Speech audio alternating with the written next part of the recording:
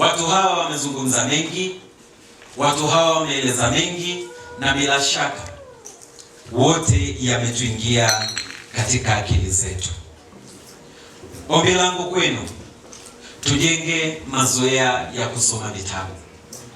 Watanzania wengi tumekuwa hatuna mazoea hayo ya kusoma vitabu, na mwisho wa siku tunapoteza fursa zilizopo kwa kuto tu kujua yale ambayo wenzetu wanayaona, na mwisho wa siku hayo tukijifunza kupitia hayo tutapata mafanikio makubwa.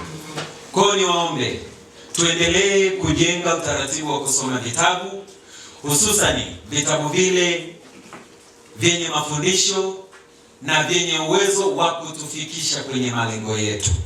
Leo hii tunaenda kuzindua kitabu hiki cha Mwanamke wa Maono. Lakini kitabu hiki cha Mwanamke wa Maono, ni imani yangu kubwa